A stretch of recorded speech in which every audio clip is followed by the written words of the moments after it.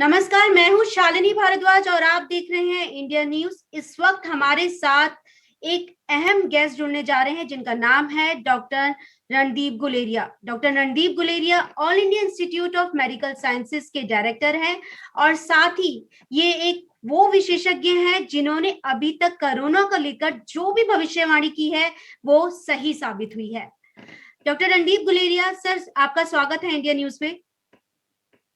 नमस्कार जी, नमस्कार सर, मेरा पहला सवाल ये है कि आखिरकार ये जो सेकेंड वेव है ये इतनी तेजी से क्यों आगे बढ़ रही है और इतनी बड़ी तादाद में लोगों का अपना शिकार क्यों बना रही है? क्या वजह है इसके पीछे? इसके वजह कई कारण हैं। दो जो मुख्य कारण हैं वो एक तो ये है कि जब हमारे केसेस कम हुए जनवरी फरवरी में और वैक्सीन भी लगना शुरू हो गया तो बहुत लोगों ने ये सोचना शुरू कर दिया कि अब कोरोना हमारे देश से खत्म हो गया है और जो हमें कोविड अप्रोप्रिएट बिहेवियर निभाना चाहिए था वो हमने एकदम छोड़ दिया। मास्क लगाने बंद कर दिए, 2 गज की दूरी बिल्कुल बंद हो गई, क्राउड्स इकट्ठे होने शुरू हो गए, लोगों ने पार्टीज करनी शुरू कर दी। लेकिन वायरस तो हमारे बीच ही था, तो वायरस को एक मौका मिला फैलने के लिए। साथ-साथ हमें पता है कि वायरस भी चेंज कर रहा था और वायरस के जो नए वेरिएंट्स हैं, म्यूटेंट्स जो हैं, स्पेशली जो यूके म्यूटेंट है, वो ज़्यादा इन्फेक्शियस है, वो ज़्यादा लोगों में एकदम फैलता है। अगर एक कमरे में 10 लोग हैं, तो पुराने वाला जो वेरिएंट था, अगर वो एक व्यक्ति जो कोविड पॉजिटिव वो वहाँ पे बैठेगा, तो वो 3-4 लोगों को इन्फेक्शन होता था। लेकिन जो नया वेरिएंट है, वो इतना इन्फेक्शियस है कि अगर एक कमरे में 10 लोग हैं कि तो उनमें से 9 या 10 के 10 ही इन्फेक्ट हो जाएँगे। तो इसलिए एक तो हमने कोविड अप्रोप्रिएट बिहेवियर कम कर दिया, वायरस को फैलने का मौका दिया। साथ-साथ वायरस भी ऐसा चेंज हो गया कि वो बहुत जल्दी फैलना शुरू हो गया, ज़्यादा लोगों को अपने चपेट में लेना शुरू कर दिया वायरस ने। उसके कारण एकदम हमारे केसेस बढ़ने शुरू हुए और यही हम देख रहे हैं कि जो स्पाइक है वो बहुत स्टीप है और बहुत जल्दी ही केसेस डबल हो रहे हैं, ट्रिपल हो रहे हैं और अब हम 1.5 लाख पर डे केसेस से ऊपर पहुंच गए हैं, जो हम पिछली दफा जब स्पाइक आया था तो ऐसा कभी नहीं हुआ था। हम्म। सर, अगर हम बात करें ये पर्टिकुलर वेरिएंट का, जैसे कि आपने बताया है यूके वेरिएंट इसके लिए जिम्मेदार है, तो क्या वजह है कि ये मेट्रोपॉलिटन जो सिटीज है खास तौर पर ये इसका शिकार हो रही है? यहाँ पर केसेस लगातार एक के बाद एक बढ़ रहे हैं। तो कोरोना वायरस जो है एक ये रेस्पिरेटरी वायरस है, ये ड्रॉपलेट इन्फेक्शन से फैलता है, यानी कि एक व्यक्ति से दूसरे व्यक्ति। तो जहां पर भी पॉपुलेशन डेंसिटी ज्यादा है, जहां पे जैसे मेट्रोपॉलिटन शहर हैं या जहां पे क्राउडिंग ज्यादा है, एक कमरे में 10 लोग रह रहे हैं, साथ साथ ही लोग रह रहे हैं, कॉमन टॉयलेट है, या फिर जैसे हम अर्बन स्लम्स में देखते हैं या मेट्रो की भीड़ देखते हैं, ऐसी जगह स्थिति देखें तो उसमें वायरस को फैलने का मौका मिलता है। मान लो एक जगह पे हम 10 लोग बैठे हैं, मेट्रो में हैं या कहीं और जगह पे हैं और एक आदमी खांसता है, तो एक आदमी उसमें से जिसको पता भी नहीं, एसिम्प्टोमेटिक है, लेकिन वो वायरस को फैला रहा है, वो इस भीड़ में खड़ा है, तो उसके आसपास वाले जो लोग हैं सब सब में जो है वायरस जो है फैल सकता है। गाँव में, छोटे शहरों में इतना क्राउड नहीं है। गाँव में लोग दूर रहते हैं, इतना क्राउडिंग नहीं है, खुल तो हवा खुली है और बाहर ज़्यादा रहते हैं, जिससे आउटडोर एनवायरनमेंट में वायरस जो है ज़्यादा देर रह नहीं सकता और वो हवा से वो इतना जो है लोगों को इन्फेक्ट नहीं कर पाता। तो इसलिए जो शहर हैं, क्योंकि वहाँ पे पॉपुलेशन डेंसिटी ज़्यादा है, क्राउड ज़्यादा है, लोग मिलते ज़्यादा हैं, तो वो वायरस भी ज़्यादा फैलता है। सर, अभी अगर जिस तरह की हमारे पास गाइडलाइंस है वो वही गाइडलाइंस है कि 2 गज की दूरी है जरूरी, लेकिन आपको लगता है जिस तेजी से ये फैल रहा है, क्योंकि ये बहुत इन्फेक्शियस है, बहुत ट्रांसमिसेबल है, ऐसे में इस स्थिति को देखते हुए हमें गाइडलाइंस बदलने की जरूरत है अभी? हमें गाइडलाइंस बदलने की जरूरत नहीं, लेकिन हमें वही चीजें करनी है जो हम जुलाई अगस्त में कर रहे थे। कई चीजें जो हम वहां तब कर रहे थे हमने छोड़ दी हैं। उनमें से जैसे हम कर रहे थे टेस्टिंग, ट्रैकिंग, ट्रीटिंग, आइसोलेशन। इसका क्या मतलब हुआ? उसका ये मतलब हुआ कि जो भी पॉजिटिव आ रहा है उसके जो फैमिली मेंबर्स हैं, क्लोज कॉन्टैक्ट्स हैं, उनकी हम टेस्टिंग करें, उनको आइसोलेट करें और अगर वो पॉजिटिव हैं तो उनको ट्रीट करें, नहीं तो उनको क्वारंटाइन करें, कोविड केयर सेंटर में उनको डालें। या फिर कोई ऐसा व्यक्ति है जो घर में अपने आप को आइसोलेट नहीं कर सकता, उसके लक्षण बहुत कम हैं लेकिन पॉजिटिव है, तो उसको हम कोविड केयर सेंटर में डालें जिससे वो अपने एरिया में इन्फेक्शन ना फैलाए। उसके अलावा हमें सर्वेलेंस करने की जरूरत है। हमें देखना चाहिए कि कहाँ से केसेस ज्यादा आ रहे हैं। एक कॉलोनी से केसेस ज्यादा आ रहे हैं तो उसको एक कंटेनमेंट जोन बनाने की जरूरत है। अगर आप याद करोगे तो पहले हम red zone, green zone, yellow zone ऐसी बातें करते थे। बिल्कुल हमें सही वही कहा। चीज, कौन से रेड जोन है, रेड जोन को हम बिल्कुल सील करके रखें कि इन्फेक्शन वहां से ना फैले, सब लोगों की वहां टेस्टिंग हो। वहां पे हम देखें कि उनको पूरी तरह से खाना मिले, दूध मिले, पानी मिले, लेकिन वो बाहर ना जाए जिससे वो इन्फेक्शन बाहर ना फैलाए। फिर एक पेरीमीटर होगा जो हम येलो जोन कहते हैं, कि वहां पे हम लिमिटेड एक्टिविटीज करने दें, और जहां पे इन्फेक्शन नहीं है उसको हम ग्रीन जोन करें। तो वो चीजें हम कर रहे थे पहले, अब हमने वो सब छोड़ दी हैं। तो वो सारी चीजें जो है हमें फिर से करने की जरूरत है, तभी हम वायरस को फैलने से रोक पाएंगे। अब स्थिति ऐसी होगी है कि ये चीजें नहीं हो रही हैं, हम्म। इसलिए हॉस्पिटल में जोर बहुत पड़ रहा है, क्योंकि जैसे जैसे हमारे केसेस बढ़ेंगे प्रोपोर्शनली उतने ही ज्यादा लोग बीमार होंगे, उतने ही ज्यादा लोगों को सीवियर इलनेस होगी, और उतने ही ज्यादा लोगों को हॉस्पिटल बेड या आईसीयू की जरूरत पड़ेगी। तो अगर हम अपने केसेस नहीं कम करेंगे तो हमारे हॉस्पिटल सिस्टम पे बहुत स्ट्रेन पड़ेगा, और फिर आगे जाके बेड की कमी या और प्रॉब्लम्स होने के चांसेस हो सकते हैं। सर खास तौर पर इस वेरिएंट में ये भी देखा गया है कि यंगस्टर्स यानी कि कम उम्र के बच्चे और जिनकी उम्र लगभग 20 से 40 साल की है, वो लोग और 5 साल के बच्चे, छोटे छोटे बच्चे बड़ी तादाद में इसका शिकार हो रहे हैं। लगातार अस्पतालों में भी भीड़ बनी हुई है। ये एक बहुत चिंता का विषय है, क्योंकि आप छोटे बच्चों को कई चीजों से नहीं रोक सकते हैं। तो ऐसे में क्या किया जाए सर, और इसकी क्या वजह है? आपकी बात सही है कि अगर हम आंकड़े देखें तो कंपैरेटिवली इस दफा यंगर एज ग्रुप में और बच्चों में केसेस जो हैं वो ज्यादा है। ऑल्दो ओल्डर एज ग्रुप में भी है, बट कंपैरेटिवली भी ज्यादा है। हम्म। उसके भी यही कारण है कि पिछली दफा हमने बच्चों को बचा के रखा था, हमने उनको अंदर, घर के अंदर रखा था, बाहर नहीं जाने दिया था। हमें पता था कि ये ससेप्टेबल पॉपुलेशन है। तो वो सारे कारणों के लिए से बच्चे बचे हुए थे। अब जैसे जैसे जनवरी फरवरी आया, हमने सोचा कि कोविड नहीं है, तो घूमना भी शुरू हो गया, बच्चे भी बाहर आने शुरू हो गए, कई जगह स्कूल्स भी खुल गए। तो वो जो जो वर्ग था जिसको बचा के रखा था, लेकिन वो ससेप्टेबल था, उनको कोविड हुआ नहीं था, इसलिए उनको उनमें कोई इम्यूनिटी नहीं थी, वो एकदम एक्सपोज हो गए। और फिर वायरस भी ऐसा था जो ज्यादा फैल रहा था, तो इसलिए इस वर्ग में एकदम केसेस ज्यादा होने लगे। दूसरी चीज है, जो यंगर एज ग्रुप लोग हैं उनको ये लगा कि हमारे यहाँ माइल्ड डिजीज होती है, यंग एज में डिजीज जो है इतनी सिवियर नहीं, हमें घबराने की जरूरत नहीं है।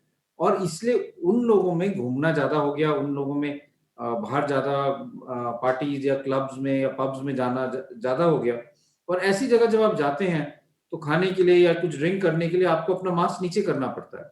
तो जब भी आप ऐसा करते हैं और आप फिर बोल रहे हैं या हंस रहे हैं और आपको इन्फेक्टेड हो, आपको पता भी नहीं है, तो आप वायरस जो है हवा में ड्रॉपलेट के माध्यम से फैला रहे हो, और फिर एकदम और लोगों में इन्फेक्शन फैल जाता है। वो भी आप ही के कोलीग्स हैं जो यंगर एज ग्रुप के हैं।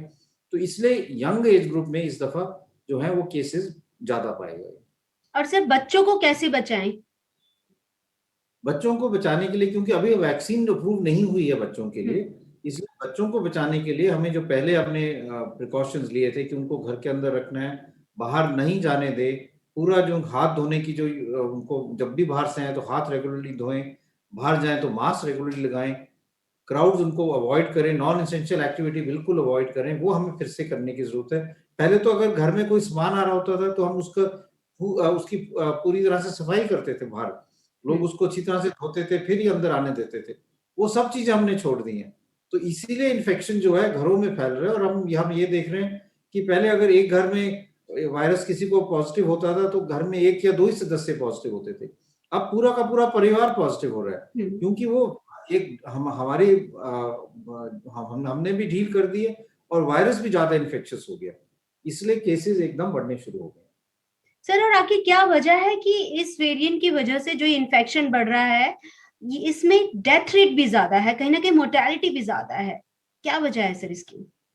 पहले हम ये मान रहे थे कि यंगर एज ग्रुप में हो रहा है तो इसमें डेथ रेट जो है वो कम है, और शुरू के आंकड़े ऐसा सजेस्ट कर रहे थे। लेकिन अब अगर हम अब का डेटा देखें, जैसे जैसे केसेस बढ़े हैं तो डेथ रेट भी बढ़ रहा है। और वो इसलिए है क्योंकि जो यंग लोग हैं जिनमें पहले इन्फेक्शन हुआ, वो इन्फेक्शन फिर अपने घर पे ले जाएंगे। घर में कुछ लोग होंगे जिनको कोमॉर्बिडिटीज हैं या बुजुर्ग होंगे, उनमें इन्फेक्शन हो रहा है, और उनमें जो है ज्यादा सीरियस इन्फेक्शन होता है तो उनमें मोर्टेलिटी ज्यादा हो जाती है। दूसरा ये है कि यंगर एज ग्रुप में कई लोग उस बीमारी को सीरियसली ले नहीं रहे, और जब उनकी कंडीशन बहुत खराब हो जाती है, तब जब वो बहुत सीरियस हो जाते हैं तभी हॉस्पिटल पहुंचते हैं, और फिर ऐसी स्टेज में जब वो पहुंचते हैं तो फिर उनको दवाई भी डिले हो जाती है, ट्रीटमेंट भी डिले हो जाता है, तो उससे मोर्टेलिटी बढ़ जाती है। तो इसीलिए जो जिनको भी कोविड के लक्षण हो, चाहे वो किसी भी एज ग्रुप के हो, अपना टेस्ट जल्दी से जल्दी कराएं, अपने आप को आइसोलेट करें, और अगर आपको कोई ऐसे लक्षण होते हैं जो हम वार्निंग साइंस कहते हैं, तो आप एकदम हॉस्पिटल आएं और अपनी पूरी ट्रीटमेंट स्टार्ट करें। सर, आपको लगता है कि पहले जिस तरह से हमने लॉकडाउन लगाया था, सरकार ने एक स्टेप उठाया था, तो इसी तरह से अभी लॉकडाउन लगाने की जरूरत है, या फिर कुछ ऐसा किया जाए जैसे कि आपने बताया कि कंटेनमेंट जोन हो, मिनी लॉकडाउन हो, या फिर कर्फ्यू की जगह वीकेंड लॉकडाउन लगाया जाए, क्योंकि वीकेंड एक ऐसा समय होता है जब फैमिली गैदरिंग्स होती है, लोग ज्यादा मिलते हैं या फिर पार्टीज करते हैं। क्या कहना चाहेंगे आप इस पर? तो वीकेंड लॉकडाउन या नाइट कर्फ्यू से कुछ हद तक फर्क पड़ेगा, लेकिन हमें अग्रेसिवली एक्शन लेने की जरूरत है, क्योंकि केसेस बहुत रैपिडली बढ़ रहे हैं, और नेशन वाइड लॉकडाउन का करना बहुत मुश्किल है। लेकिन ये बात सही है कि हमें ये देखना पड़ेगा कि जहां जहां से केसेस ज्यादा आ रहे हैं, जो भी एरियाज हैं जहां से केसेस बहुत बढ़ रहे हैं, वहां हम कंटेनमेंट करें, माइक्रो लॉकडाउन करें, उस एरिया को एकदम सील कर लें, जिससे वहां से इन्फेक्शन बाहर ना फैले। वहां पे हम पूरी ट्रीटमेंट करें, लोगों की टेस्टिंग करें, आइसोलेशन करें, जिससे वहां पे लोगों को पूरा ट्रीटमेंट मिले, लेकिन वो बाहर ना जाए, क्योंकि इन्फेक्शन तो ह्यूमन टू ह्यूमन स्प्रेड है। हवा से तो वायरस फैलेगा नहीं, पानी से भी नहीं फैलेगा, ना मच्छरों से फैलेगा। तो अगर हम एक जगह जहां पे केसेस बढ़ रहे हैं उसको कंटेन कर पाए, और उस इन्फेक्शन को उस जगह ना फैलने दें जहां पे अभी इन्फेक्शन नहीं है, तो हम अपने केसेस कम कर सकते हैं। लेकिन उसके साथ साथ ट्रैवल को भी ध्यान से देखना पड़ेगा। आजकल लोग एक जगह से दूसरी जगह आम ट्रैवल कर रहे हैं। बिल्कुल। अगर एक एरिया से काफी लोग दूसरी जगह चले गए, तो वहां पे तो इन्फेक्शन वो साथ लेके जाएंगे, तो जो हम कह रहे हैं ग्रीन एरिया है, वो एकदम रेड एरिया बन जाएगा। इसलिए एग्रेसिव कंटेनमेंट करने की जरूरत है, उसमें हमें बहुत एग्रेसिव एक्शन लेना चाहिए। बिल्कुल सर। सर, अगर अब हम बात करते हैं वैक्सीनेशन को लेकर भी तमाम सवाल हैं। सवाल पहला यही है सर कि ऐसे खासतौर पे विशेषज्ञ डॉक्टर्स हैं, लगभग 30 डॉक्टर, कहीं 50 डॉक्टर संक्रमित हो रहे हैं, बावजूद उसके कि वो पूरी डोजेस वैक्सीन की ले चुके हैं। इसके पीछे सर क्या वजह है? तो इसके वजह यह है कि हमें यह समझना चाहिए कि वैक्सीन का मकसद क्या है। वैक्सीन का सबसे पहला मकसद है टू डिक्रीज मोर्टेलिटी। इसका ये मतलब कि जब हम वैक्सीन लगाते हैं तो हमें डिजीज नहीं होगा, इन्फेक्शन हो सकता है। अब इन दोनों में अंतर क्या है? दोनों में अंतर ये है कि अगर जब हम कहते हैं हमें डिजीज नहीं होगा, इसका मतलब हमें गंभीर बीमारी नहीं होगी, हमें हॉस्पिटल नहीं जाना पड़ेगा, और हमें डेथ के कोविड के कारण मरने के चांसेस बहुत मिनिमम हो जाएंगे। इन्फेक्शन का क्या मतलब हुआ कि अगर हम किसी कोविड पॉजिटिव पेशेंट के कांटेक्ट में आते हैं और हमें वैक्सीन लगा है, तो ये हो सकता है कि हमारे गले में, नाक में वायरस आ जाए, कुछ टाइम के लिए वहां पे वो मल्टीप्लाई भी करे और हम पॉजिटिव भी हो जाएं। हम कुछ टाइम के लिए इन्फेक्शियस भी हो सकते हैं, कि हम और किसी को इन्फेक्शन दे सकते हैं। लेकिन क्योंकि हमारे शरीर में एंटीबॉडीज बनी हुई हैं, वो उस वायरस को आगे नहीं बढ़ने देंगे और सीरियस इलनेस नहीं होने देंगे। तो हमें माइल्ड इन्फेक्शन हो सकता है, हमें एसिम्प्टोमेटिक डिजीज हो सकती है, हम कोविड पॉजिटिव हो सकते हैं, लेकिन हमें सीरियस इलनेस नहीं होगी।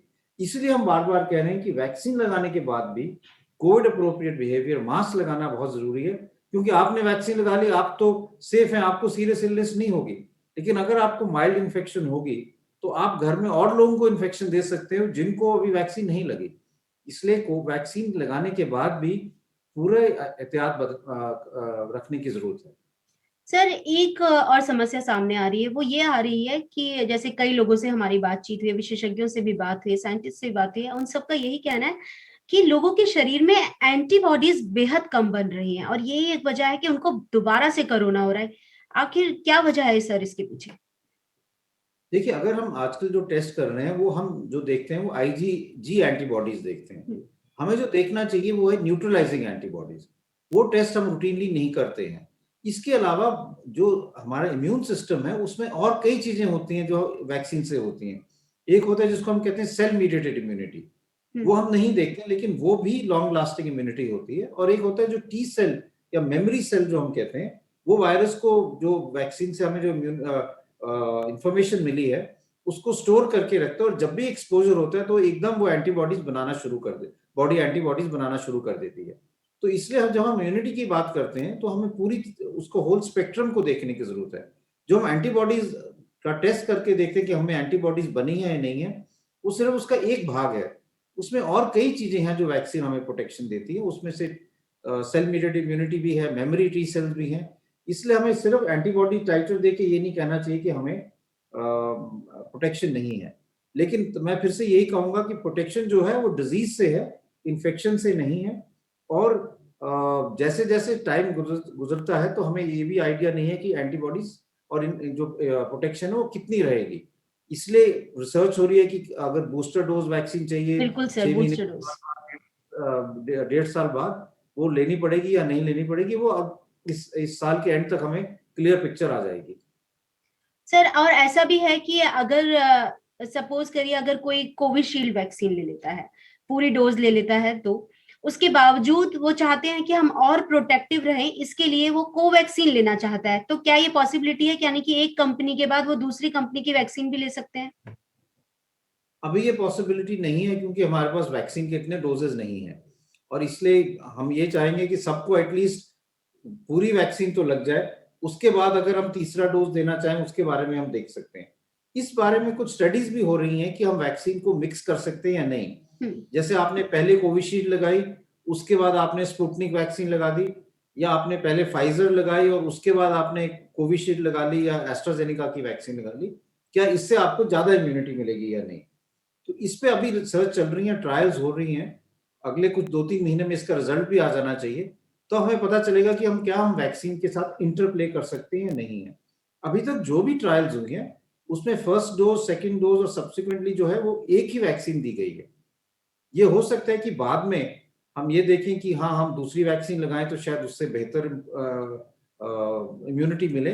लेकिन अभी ये कहना मुश्किल है कि अगर हम पहले कोविशील्ड लगाएं और बाद में कोवैक्सीन ले तो उससे हमें बेटर इम्यूनिटी मिलेगी या नहीं, इस पे अभी रिसर्च करने की जरूरत है। सर, आपको लगता है कि ये सही समय है कि जो हमने एक एज लिमिट बनाई हुई है कि 45 से जितने भी अबव एज है वो लोग वैक्सीन लगा सकते हैं? जैसे युवाओं में लगातार कोरोना का इन्फेक्शन बढ़ रहा है, ऐसे में हमें एज लिमिट रिड्यूस कर देनी चाहिए?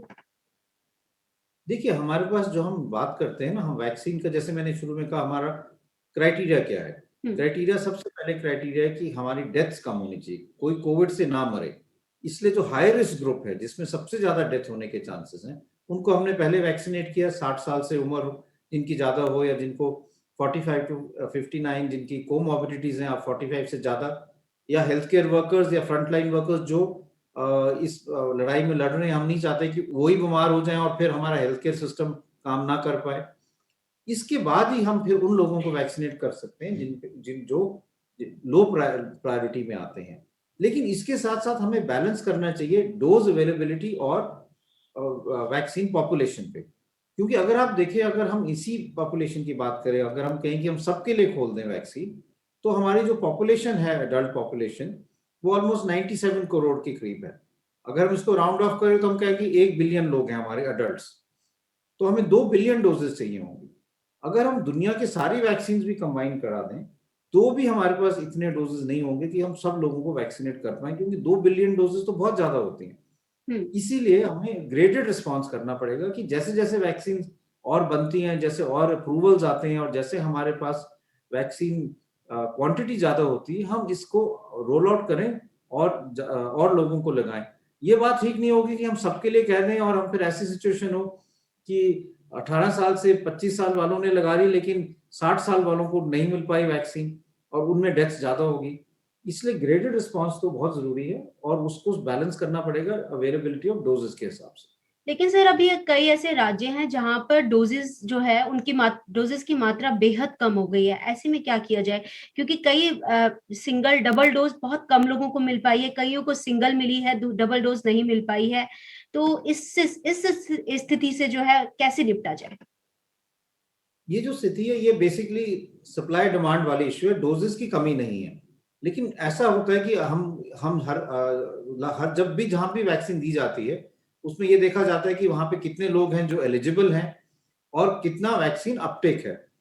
मान लो एक सेंटर पे 50 लोग रोज आ रहे हैं, तो आप 50-75 रोज वैक्सीन का आप वहां पे सप्लाई रखोगे और वो चेन मेंटेन करोगे। अब उसी सेंटर पे अगले दिन 500 लोग आ जाए, तो आप एकदम अपने डोजेस तो नहीं, कोल्ड चेन मेंटेन करनी पड़ती है, वैक्सीन की स्टोरेज ठीक से होनी चाहिए, तो वो आप एकदम उसको अपस्केल नहीं कर सकते। और वही हुआ कि पहले कई जगह थी जहां वैक्सीन हेजिटेंसी थी, लोग आगे आ ही नहीं रहे थे वैक्सीन लगाने के लिए। जैसे ये स्पाइक हुआ कुछ एरियाज में, तो एकदम लोगों में घबराहट हुई और एकदम सबके सब वैक्सीन लगाने पहुंच गए। तो जहां पे 50-60 लोग आ रहे थे, वहां पे एकदम 500 लोग आने लग गए। तो इसलिए ये थोड़ा सा बैलेंस है, ये मुझे लगता है कि 1-2 दिन में बिल्कुल करेक्ट हो जाएगा, क्योंकि जैसे जैसे डिमांड है वहां पे वैक्सीन ज्यादा मिल जाएंगी, जहां पे डिमांड कम है वहां से वैक्सीन मूव होके जहां पे ईगरनेस है वहां पे ज्यादा वैक्सीन दी जाएगी, जहां पे हेजिटेंसी है वहां पे हम अभी कम कर सकते हैं। सर, और वेस्टेज जो है ये भी एक बेहद बड़ा सवाल है कि वेस्टेज को कैसे कंट्रोल किया जाए। कई राज्य हैं जहां पर वेस्टेज के भी मामले सामने आए हैं। वेस्टेज जो है ना, उसका हमें समझना चाहिए कि वेस्टेज इसलिए होता है क्योंकि हमारे पास वैक्सीन जो है वायल में आती है, एक वायल में 10 डोजेज या 20 डोजेज होती हैं। तो इसका मतलब अगर आपने एक वायल खोली और आप तो 20 के 20 डोज आपको यूज करने चाहिए। तो जब भी आप अपने वायल खोल रहे हैं तो आप ऐसे प्लानिंग करें आप, और कई जगह पे तो एक से ज्यादा वैक्सीनेशन सेंटर्स हैं कि इतने लोग, स्पेशली जब आपका वैक्सीनेशन का लास्ट फेज आ रहा है, सुबह तो कोई प्रॉब्लम नहीं है, लेकिन एंड में अगर एक ही व्यक्ति है और आपको पूरी वाइल खोलनी पड़ रही है, तो आप देखें कि और जगह से भी कोई वेट कर रहा है वैक्सीन के लिए, उनको भी बुला के वो पूरी वाइल यूज की जाए, जिससे वो वाइल वेस्ट ना हो। तो उसके लिए हर एक वैक्सीनेशन सेंटर को अपनी स्ट्रैटेजी बनानी पड़ेगी, अपने ही एरिया में देखना पड़ेगा कि हम कैसे लास्ट वाइल्स जो है उसको शेयर कर सकते हैं जिससे वेस्टेज ना हो। बिल्कुल सर। सर, वैक्सीन लगवाने से पहले आपको लगता है कि किसी तरह का टेस्ट कराना चाहिए? जैसे कि कई लोगों का मानना है कि सीआरपी टेस्ट कराना चाहिए, क्या कहेंगे सर इस पर आप? कई लोग ये कहते हैं कि हमें वैक्सीन लगाने से पहले कुछ ब्लड टेस्ट कराने चाहिए, हम्म। इसकी कोई इंडिकेशन नहीं है। कुछ लोग ये भी कहते हैं कि वैक्सीन लगाने से पहले हम क्रोसिन की गोली ले लें, पैरासिटामोल ले लें या एलर्जी की दवाई ले लें जिससे हमें कोई रिएक्शन नहीं होगा, इसकी भी कोई जरूरत नहीं है। तो मैं ये साफ कहना चाहूंगा कि कोई टेस्ट कराने की जरूरत नहीं है वैक्सीन लगाने से पहले। आप वैक्सीन सेंटर पे जाएं, अगर आपके कोई कॉन्ट्राइंडिकेशन नहीं है तो आप वैक्सीन आराम से लगाएं, कोई टेस्ट करने की जरूरत नहीं है। और वैक्सीन लगाने के बाद अगर आपको कोई लक्षण हो तो उसका हम पूरा ट्रीटमेंट कर सकते हैं। अगर बुखार हुआ तो बुखार की गोली ले ली, दर्द हुआ तो दर्द की गोली ले ली, और यूजली ये बड़े माइनर से साइड इफेक्ट्स होते हैं, मेजॉरिटी को कोई साइड इफेक्ट्स नहीं होते।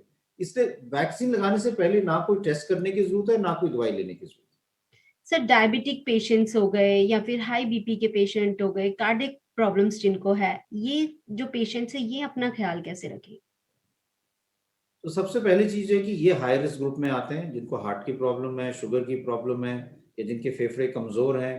तो इनको वैक्सीन जब इनकी बारी आती है वैक्सीन लगाना चाहिए। और ज्यादा से 80 टू मोर देन 80% जो लोग जिनको ये प्रॉब्लम है उनकी एज 45 से ज्यादा है, तो इनको आगे आके सबसे पहले वैक्सीन लगाना चाहिए, क्योंकि उससे उनको सिवियर डिजीज से प्रोटेक्शन मिलेगा। ये इस ग्रुप में आते हैं जिनको सिवियर कोविड हो सकता है, तो इनको बहुत ज्यादा ध्यान रखने की जरूरत है। स्पेशली जैसे हम कह रहे हैं कोविड अप्रोप्रिएट बिहेवियर, रेगुलरली अपने हाथ धोएं, क्राउडेड एरियाज में ना जाएं, जहां भी उनको लगता है भीड़ इकट्ठी होने वाली है, भीड़ है जहाँ पे लोग बिना मास्क के वहां पे होंगे, वहां पे ना जाए, क्योंकि इनको अगर कोविड हो जाएगा तो वो सीरियस हो सकता है। घर में भी पूरी प्रिकॉशन रखें कि सफाई पूरी हो, सैनिटाइजेशन से जहां जहां सर्फेसिस टच हो रही है वहां पे क्लीनिंग अच्छी तरह से उनको साफ किया जाए, और पूरा ध्यान रखें कि वो एक्सपोजर किसी व्यक्ति से उनको एक्सपोजर ना हो। बिल्कुल सर, सही कहा आपने। सर, एक सवाल और है मेरा, आपको क्या लगता है सर ये कर्व कब तक फ्लैटन हो पाएगा? क्योंकि अभी तक तो लगभग 1.5 लाख से ज्यादा मामले बढ़ चुके हैं। आगे की स्थिति के बारे में आप क्या कहेंगे सर? अभी तो कुछ दिन ये कर्व बढ़ सकता है, और ये कर्व फ्लैटन कब होगा और कैसे केसेस कम होंगे कुछ हद तक तो हम सब पे निर्भर करता है। अगर हम इस वायरस को फैलने से रोकें, कोविड अप्रोप्रिएट बिहेवियर निभाएं, क्राउड्स ना होने दें, नॉन एसेंशियल ट्रैवल को रोकें, अगर घर से काम कर सकते हैं तो घर से ही काम करें, तो केसेस कम होंगे और ये जो पीक है ये जल्दी कम होगा। अगर हम ये सब नहीं करेंगे तो हमें ये समझना चाहिए कि हमारे, अगर हम पॉपुलेशन देखें और सर्वेलेंस, सीरो सर्वेलेंस का डेटा देखें, तो सारे इंडिया में जो लोगों को प्रोटेक्शन मिली थी, जिन लोगों में एंटीबॉडीज थी, वो कोई 20% के करीब ही थी। शहरों में थोड़ी ज्यादा थी, 50% तक भी थी। लेकिन इसका ये मतलब है कि 80% तक जो लोग हैं भारत में, वो अभी ससेप्टेबल हैं, उनको इन्फेक्शन हो सकता है, उनमें कोई एंटीबॉडीज नहीं है। इसका मतलब ये एक बहुत ज्यादा संख्या हमारे पॉपुलेशन में है जो अभी कोविड इन्फेक्शन जिनको हो सकता है। और इसीलिए अगर हमें ये इन्फेक्शन रोकना है तो हमें अपना पूरा एफर्ट करना पड़ेगा कि कोविड अप्रोप्रिएट बिहेवियर हम निभाएं, क्राउड्स ना इकट्ठे होने दें, हाथ धोएं और 2 गज की दूरी रखें। ये सब हमारे हाथ में है। मैं पहले भी कहा तो अभी भी कहूंगा कि जो कोविड की लड़ाई है, ये हॉस्पिटल वाली लड़ाई नहीं है। हॉस्पिटल तो बाद की बात है। कोविड की लड़ाई जो जीतनी है वो हमें जो है पब्लिक लोगों की एक्टिव पार्टिसिपेशन से ही हम जीत पाएंगे, क्योंकि केसेस अगर हमें रोकने हैं। अगर पेशेंट बीमार होकर हॉस्पिटल पे आ गया तो फिर तो हम बहुत आगे निकल गए। हमें तो ये करना चाहिए कि पेशेंट ही ना आए, पेशेंट को इन्फेक्शन ही ना हो, और वो इन्फेक्शन रोकने के लिए हमें बीमारी को फैलने से रोकना है। और वो बीमारी एक व्यक्ति से दूसरे व्यक्ति में के संपर्क में आने पे ही फैलती है, ड्रॉपलेट इन्फेक्शन है। अगर हम ड्रॉपलेट इन्फेक्शन को रोक दें, 2 गज की दूरी रखें, हाथ अपने धोएं रेगुलरली, मास्क लगाएं, तो वायरस कहीं नहीं फैल सकता, चाहे वो वेरिएंट हो चाहे वो पुराना वायरस हो। तो इसलिए ये सब चीजें अगर हम करेंगे तो हमारे केसेस बिल्कुल नहीं बढ़ेंगे। बिल्कुल सर, सही कहा आपने। सर एक सवाल और है मेरा सर, रेमडेसिविर को लेकर है। रेमडेसिविर जो इंजेक्शन है बेसिकली उसको लेकर ब्लैकमेलिंग को लेकर है, साथ में ये जो ब्लैक मार्केटिंग और ये सारी चीजें हो रही है। आपको क्या लगता है रेमडेसिविर जो इंजेक्शन है इसकी जरूरत कब पड़ती है? क्योंकि कई बार देखा गया है कि जो सिवियर केसेस हैं या फिर जो क्रॉनिक केसेस हैं उनमें इस इंजेक्शन का इस्तेमाल होता है। आखिर कब इसका इस्तेमाल होना चाहिए और ये किस तरह से काम करता है? ये बहुत जरूरी है समझना कि जो हमने पिछले साल में सीखा है ट्रीटमेंट में, वो 2 चीजें हमने सीखी हैं। एक तो यही है कि जो हम ड्रग्स दवाइयां देते हैं, कौन सी दवाई काम करती है, कौन सी नहीं करती। लेकिन उसके अलावा हमने ये भी सीखा है कि दवाई का टाइमिंग बहुत जरूरी है। हमारे पास स्टीरॉइड्स भी हैं, रेमडेसिविर भी है, और दवाइयां भी हैं, एंटीकोगुलेंट्स भी हैं। लेकिन अगर हम उसको गलत टाइम में दे देंगे तो वो ज्यादा नुकसान करती है, उससे डेथ रेट बढ़ सकते हैं। डे 1 पे अगर कोई स्टीरॉइड्स लेता है तो उससे स्टडीज ने शो किया कि वो पेशेंट की जो कंडीशन है वो ज्यादा खराब होती है। तो इसलिए ये ट्रीटमेंट स्ट्रैटेजी जो है वो समझना जरूरी है। रेमडेसिविर जो है वो एंटीवायरल है, लेकिन अभी तक किसी ट्रायल ने ये नहीं शो किया कि वो डेथ्स को कम करती है। वो सिर्फ इसने शो किया है कि वो हॉस्पिटल एडमिशन को कम कर सकती है। लेकिन रेमडेसिविर तभी काम करती है जब आपको मॉडरेट इलनेस हो, जब आपके 5 से 7 दिन में आपकी ऑक्सीजन सैचुरेशन घट रही हो, एक्सरे में या सीटी में पैच आ रहा हो, या बुखार तेज हो रहा हो, तब रेमडेसिविर देने का फायदा है। उससे पहले देने का कोई फायदा नहीं है, और बहुत बाद में देने का फायदा नहीं है, क्योंकि तब वायरस जो है वो आप बाद में दोगे तो अब तो वायरस है ही नहीं, अब तो इन्फ्लेमेटरी रिस्पॉन्स हो रहा है। तो इसलिए एंटीवायरल का कोई रोल नहीं है। बहुत जल्दी दोगे तो भी कोई फायदा नहीं है, क्योंकि वैसे ही कई लोग ठीक हो जाएंगे बिना दवाई के, और दवाई के अपने साइड इफेक्ट्स होते हैं। तो ये बहुत जरूरी है समझना कि ट्रीटमेंट की जो है वो कब देना चाहिए और किस सिचुएशन में देना चाहिए। अभी कई दफा लोग सारी दवाइयां इकट्ठी दे देते हैं, जिससे ज्यादा नुकसान होता है। यानी कि साइड इफेक्ट्स भी हैं इसके सर। सर बिल्कुल एक सवाल और है कि हॉस्पिटल्स में जगह नहीं है, बेड्स की कमी है। आने वाले समय में अगर और भी ज्यादा इन्फेक्शन रेट बढ़ता है तो ऐसे में और भी समस्या सामने आएगी। ऐसे में घर रहकर कैसे, अगर किसी को कोरोना पॉजिटिव होता है, कोई घर रहकर वो कैसे अपना ख्याल रख सकता है? तो ये बहुत जरूरी है समझना, और इसको हम कहते हैं ट्राइजिंग करना जरूरी है। और उसमें हम 3 चीजें देखते हैं कि भाई जो व्यक्ति है वो होम आइसोलेशन कर सकता है या नहीं, घर में उसकी सुविधा है या नहीं। अगर सुविधा नहीं है होम आइसोलेशन के लिए, और तो फिर हम उनको कोविड केयर सेंटर भेजते हैं। दूसरा ये देखते हैं कि कंडीशन क्या है। कंडीशन में 2 चीजें हैं, एक तो कि आपके लक्षण क्या है, सैचुरेशन ठीक है, और कोई सिम्टम तो नहीं है जिसके लिए हॉस्पिटलाइजेशन की जरूरत है, ब्लड प्रेशर वगैरह और सब आपके ठीक है, या फिर कोई कोमॉर्बिडिटीज तो नहीं है, बहुत ज्यादा हाई ब्लड शुगर तो नहीं है, ब्लड प्रेशर बहुत अनकंट्रोल्ड तो नहीं है। अगर ऐसा कुछ नहीं है, सैचुरेशन आपकी ठीक है, सिर्फ बुखार है, आपको कोई और तकलीफ नहीं है, आप घर पे आइसोलेट कर सकते हैं अगर होम आइसोलेशन की आपके पास घर पे फैसिलिटी है। लेकिन अगर एक कमरे में 5 लोग रह रहे हैं तो उसमें तो होम आइसोलेशन हो नहीं सकता, तब आपको सही कोविड कहा। Covid centre.